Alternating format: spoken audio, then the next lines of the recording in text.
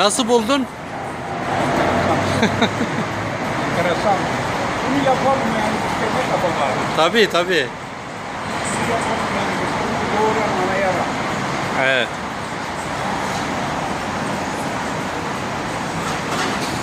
Böyle bir şey olabilir.